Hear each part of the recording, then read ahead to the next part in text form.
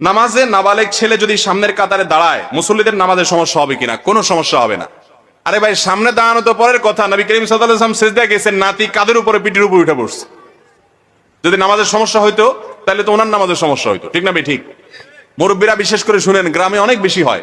ছোট বাচ্চারা সামনে দাঁড়ালে অনেক সময় ধাক্কাতে ধাক্কাতে ওইটাকে সামনের কাতারে গেলে পিছের কাতারে বুড়ো আরেক ধাক্কা দেয়, তার পিছের কাতারে বুড়ো আরেক ধাক্কা দেয়, তার পিছে যাইতে যাইতে পোলা বারান্দায় যায়, মসজিদের বাইরে চলে যায়, কাজে আর যাবোই না, ঠিক না? ঠিক। আরে ভাই, আজকের শিশু আগামী দিনের মুসল্লি, তাদেরকে ধাক্কা দিয়ে বাইর করলে মুসল্লি হবে কে?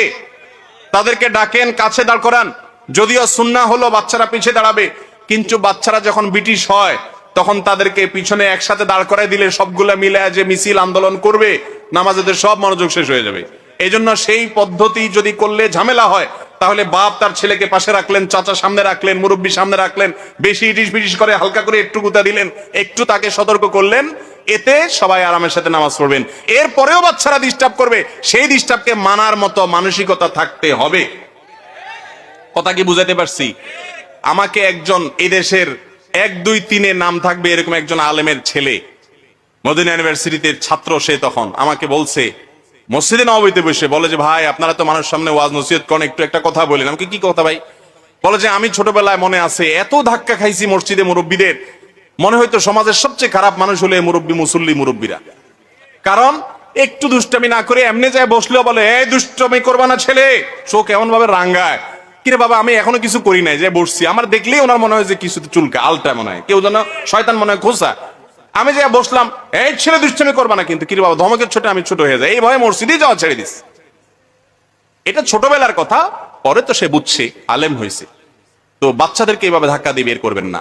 ভালো করে শুনেন, একবার নবী করিম সাল্লাল্লাহু আলাইহি সাল্লাম ইমামতি করতেছেন, নামাজের মধ্যে হঠাৎ বাচ্চার কান্নার আওয়াজ আসছে।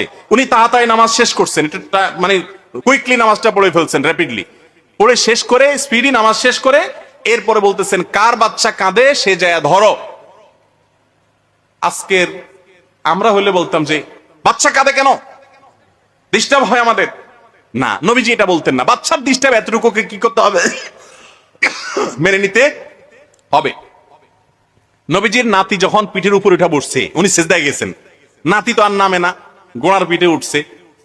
এখন যখন নামে না, উনি তো চাইলে একটু ইটিস ফিটিস করে, একটু এদিক সেদিক করে, আমরা অনেক সময় নামাই না, উনি তো চাইলে একটু নাড়াচাড়া করে নামাইতে পারতেন, তাই না? কিন্তু সেটা করেন নাই। হাদিস থেকে বোঝা যায় তিনি অপেক্ষা করেছেন, নাতি নেমেছেন, তারপর তিনি উঠেছেন।